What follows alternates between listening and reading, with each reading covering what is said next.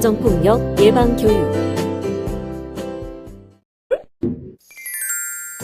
이번 차시는 가정폭력 예방교육 시간으로 오늘은 가정폭력의 주요 내용의 개념에 대해 알아보고 가정폭력 현황, 사건 발생 시 대처 방안 및 예방에 대해 살펴보도록 하겠습니다.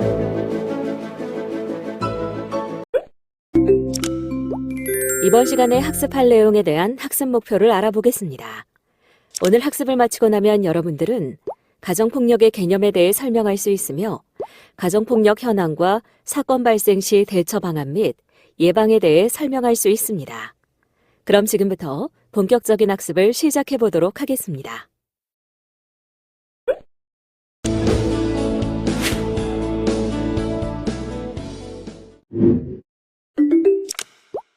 경기도 땡땡시에서 가해자 A씨가 아내 B씨를 폭행 살해하고 앞마당에 시신을 안매장한 사건이 발생하였는데요. 알고 보니 피해자 B씨는 12년간의 상습적인 가정폭력에 시달리고 있었습니다. 그렇다면 이런 끔찍한 사건만이 가정폭력일까요? 아닙니다. 가정폭력은 우리 주변에서 다양한 방법과 대상에 의해 발생하고 있습니다. 지나친 시어머니의 간섭으로 샤워도 못하고 외출도 못하고 친정과 전화도 못하는 A씨. 그러나 이런 상황에 전혀 관심도 없고 친구들과 술만 마시고 오면 오히려 아내에게 욕을 퍼붓는 남편. 또 결혼 이주 여성 B씨가 한국어를 공부하러 가는 것도 맞고 늘 욕으로만 말을 하는 시아버지. 아내가 거부하는데도 불구하고 신체 주요 부위를 휴대전화로 촬영하고 10차례에 걸쳐 강제로 관계를 맺은 사건들 모두 가정폭력에 해당됩니다. 가정폭력 범죄의 처벌 등에 관한 특례법 제2조 1호에 의하면 가정폭력이란 가정 구성원 사이에 발생하는 신체적, 정신적 또는 재산상의 피해를 수반하는 모든 행위를 말합니다. 가정폭력은 가정 구성원 간의 힘의 균형이 깨진 상태에서 일어나며 서로 존중하고 동등한 관계에서는 발생하지 않습니다. 여기서 말하는 가정 구성원이란 배우자 또는 배우자 관계에 있었던 자, 사실혼 관계에 있는 자, 형제, 자매, 자녀, 며느리, 사위, 부모, 계부모, 시부모, 그 밖에 같이 사는 친족을 의미합니다. 가정폭력은 피해 형태에 따라 크게 신체적 폭력, 언어적, 정서적 폭력, 경제적 폭력, 성적 폭력으로 구분됩니다. 또 피해 대상에 따라 배우자 폭력, 노인학대, 아동학대로 구분됩니다. 먼저 배우자 폭력이란 혼인 또는 사실혼 관계의 배우자 간에 발생하는 폭력을 말하며 노인학대란 신체적, 정신적, 정서적, 성적 폭력 및 경제적 착취 또는 가혹행위, 유기 또는 방임을 말합니다. 또한 아동학대란 아동의 건강, 복지, 정상적 발달을 해치거나 저해할 수 있는 신체적, 정신적, 성적 폭력 또는 가혹행위, 유기 또는 방임을 말합니다. 이렇듯 가정폭력은 친밀한 관계에서 다양한 폭력이 중첩되어 발생합니다. 가정폭력 형태를 유형별로 분류해보면 신체적 폭력, 정서적 폭력, 금전적 폭력, 성적 학대로 구분할 수 있습니다. 신체적 폭력은 신체를 때리거나 목을 조르는 등의 행위, 벌 세우기, 감금 등의 행위를 말하며 정서적 폭력은 무시, 위협, 협박, 물건 던지기, 통제, 억압, 욕설, 의심 등의 행위를 말합니다. 또한 금전적 폭력은 생활비를 안 주거나 소비에 대한 지나친 간섭, 돈 내놓기를 강요하는 등의 행위를 말하며 성적 학대란 원하지 않는 성관계 요구, 만지는 행동, 촬영하는 등의 행위를 말합니다. 실제로 한평생을 같이 산 노부부가 최근 6년간 메모지를 통해서만 의사소통을 해왔던 것이 세간에 알려지면서 법원에서도 끝내 이혼 판결이 났던 사건이 있었습니다. 남편은 아내에게 시장볼 품목, 가격까지 지정 명령하였으며 반찬 문제로 폭행까지 일삼았습니다. 또 다른 사례로 아들 부부가 어머니의 존재 자체를 무시해 전혀 소통을 하지 않고 어쩌다 마주쳐도 투명인간 취급을 하는 경우로 이는 정서적 학대라 볼 수 있습니다.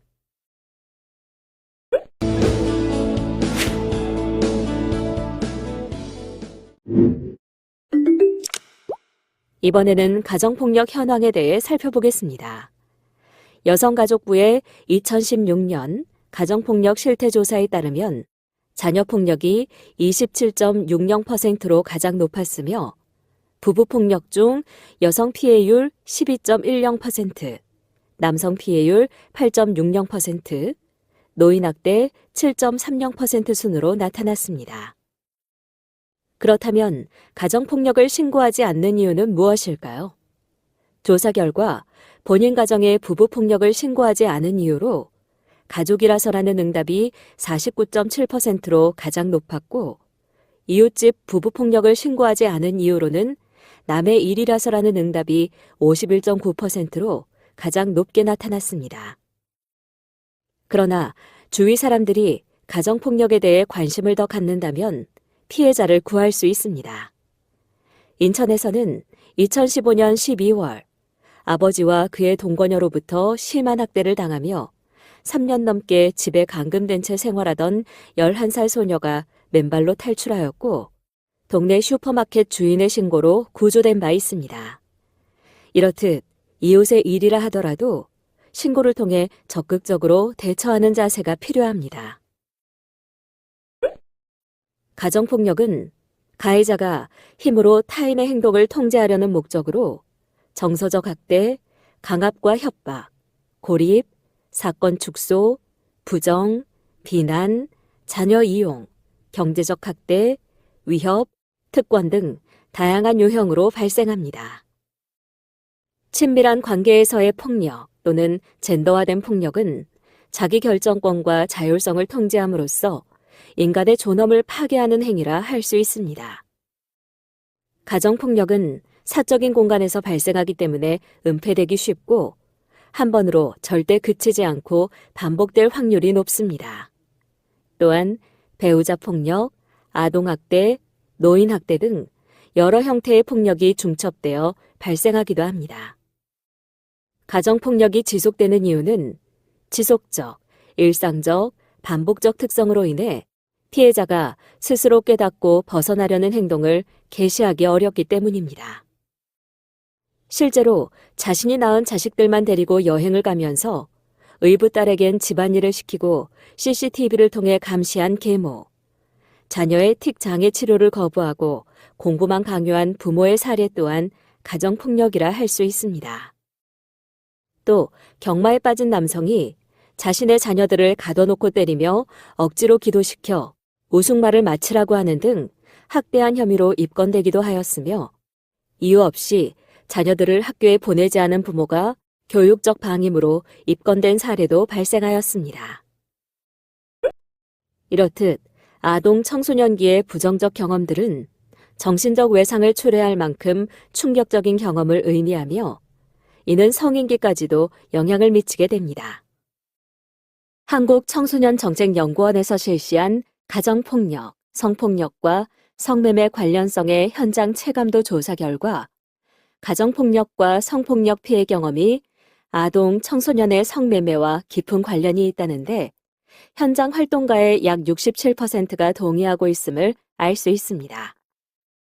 보건복지부의 2015년 전국 아동학대 현황 보고서에 따르면 가해자는 부모인 경우가 79.8%로 가장 많았고 가해자가 대리 양육자인 비율도 2011년 8%에서 2015년 12.2%로 증가하는 추세입니다.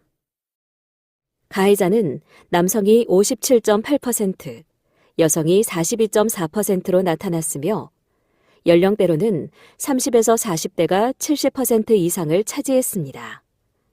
또한 피해 아동의 연령은 만 13에서 15세의 아동 청소년이 전체의 22.2%로 가장 많았고 그 다음으로는 초등학교 고학년에 해당하는 만 10에서 12세가 19.5%로 나타났습니다. 그럼 가정폭력에 대한 궁금증을 Q&A를 통해 알아보겠습니다. 가정폭력은 경제력, 학력 수준이 낮은 사람들에게서 주로 일어나나요? 아닙니다. 가정폭력은 경제력, 학력 수준과 상관없이 전 계층에서 발생합니다. 가정폭력은 개인적인 사생활 문제인가요? 아닙니다. 가정폭력은 사회적 문제이며 국가의 공권력이 개입해야 하는 문제입니다. 그럼 가정폭력 피해자들이 폭력을 유발했거나 정서적으로 문제가 있는 건가요? 아닙니다. 가정폭력은 상대방을 통제, 지배하기 위해 발생하는 것으로 피해자의 탓이 아닙니다. 실제 미국에서는 부부가 포켓몬고를 하느라 2살배기 아들이 탄 유모차를 1시간 반 동안 방치한 부모가 아동방임 혐의로 기소되었으며 오스트리아 10대 여학생이 자신의 동의 없이 어린 시절 알몸을 드러낸 사진과 변기에서 용변 훈련을 받고 있는 사진을 올린 부모에게 소송을 건 사례도 발생했습니다. 가정폭력은 아동, 청소년뿐만 아니라 27세의 병역을 필한 남성 또한 가정폭력의 피해자가 된 사례도 있었는데요. 이렇듯 가정폭력은 누구나 피해자가 될 수 있다는 사실 기억해 주시기 바랍니다. 부부싸움은 칼로 물베기다. 애들은 때리면서 키워야 한다. 때리지만 않으면 괜찮다. 사랑해서 그러는 것이다.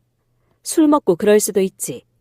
맞을 짓을 했으니까 맞는다라는 잘못된 사회통념 때문에 가정폭력이 방치 또는 은폐되고 정당화되는 요인으로 작용하고 있습니다. 또한 훈육이나 싸움이라 생각할 수 있는 문제들이 바로 학대이고 폭력입니다. 여러분은 나의 가정과 이웃 가정에 대해 어떻게 생각해 보셨나요? 다음의 질문에 어떻게 대처하실 건가요? 자, 그럼 이제부터 생각을 바꿔볼까요? 남의 집 일이라고 모른 척 하지 말고 이웃 대신 신고해 주세요. 또한 서로 지켜주고 피해자의 회복을 도와주세요. 우리 자신이 바로 동네를 지키는 안전 파수꾼으로서 가정폭력으로부터 안전한 사회를 만들도록 함께 지켜나갑시다. 한편 가정폭력 예방을 위해 동네 약국이 나섰는데요.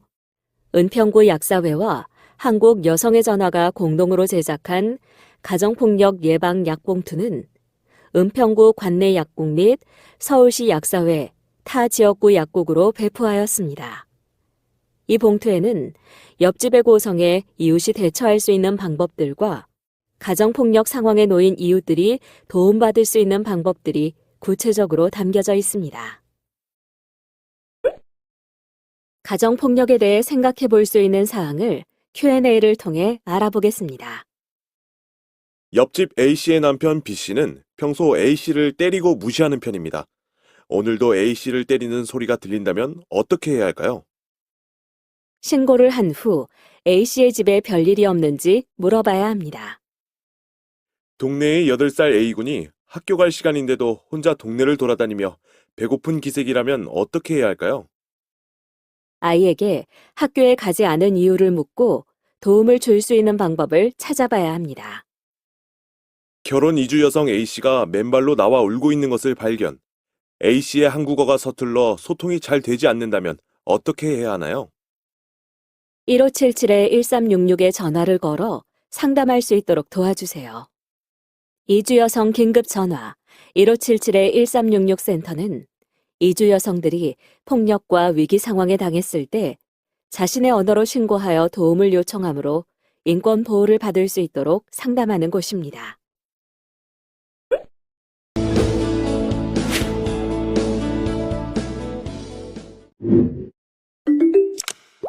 가정폭력 사건 처리 절차는 다음과 같습니다. 가정폭력이 발생하면 먼저 112에 신고하거나 1366에 도움 요청을 요청합니다. 신고가 접수되면 경찰의 조사 단계를 거친 후 검찰 조사가 이루어지며 법원의 결정에 따라 형사처벌 또는 보호처분을 받게 됩니다. 가정폭력 피해자 보호명령 제도란 가정폭력에 시달리는 피해자가 수사기관을 거치지 않고 법적 보호를 받을 수 있는 제도를 말하는데요. 즉, 가정폭력 피해자가 직접 거주하는 관할 가정법원에 가정폭력 행위자를 주거로부터 격리하고 접근을 금지시키는 등의 보호명령을 청구하는 절차를 말합니다. 법원에 피해자 보호명령을 청구하면 피해자 또는 가정 구성원의 주거 또는 점유하는 방실로부터의 퇴거 등 격리, 주거, 직장 등에서 100m 이내의 접근 금지, 전기통신을 이용한 접근 금지, 친권자인 가해자의 피해자에 대한 친권 행사의 제한에 해당하는 피해자 보호명령을 지원받을 수 있습니다. 이러한 가정폭력 문제를 해결하기 위해서는 피해자의 이야기를 들어주고 방관하지 않고 적극적으로 개입하는 자세가 필요합니다. 또한 필요한 지원에 대해 생각해보고 문제에서 벗어날 수 있게 도와줍니다. 가정폭력을 예방하기 위한 노력은 다음과 같습니다.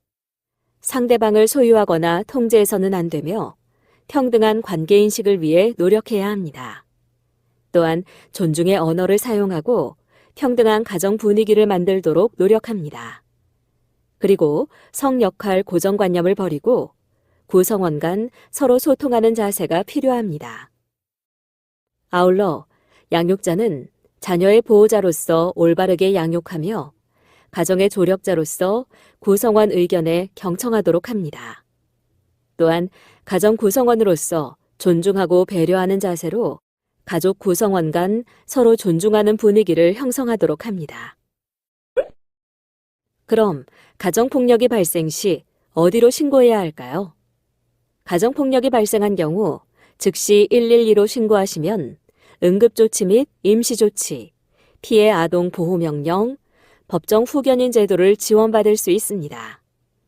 또한 국번 없이 110 또는 1366 여성 긴급전화를 이용하여 피해자 긴급상담 및 주거, 법률, 상담, 의료 지원 등 위기 개입 서비스를 제공받을 수 있습니다. 또한 이주 여성은 1577-1366으로 전화하면 13개국 모국어 상담이 가능합니다. 버튼을 클릭해 점점 강화되고 있는 가정폭력 처벌에 대해 자세히 살펴보세요. 가정폭력을 예방하기 위한 수칙은 다음과 같습니다. 첫째, 평등하고 배려하는 가족문화 만들기. 둘째, 다문화 가족원의 문화 존중하기. 셋째, 아이들의 권리 존중하기. 넷째, 폭력이 처음 발생했을 때 강력하게 대응하기. 다섯째, 주민들에게 가정폭력의 심각성 홍보하기 등이 있습니다. 가정폭력 단계별 대응 과정에 대해 살펴보도록 하겠습니다.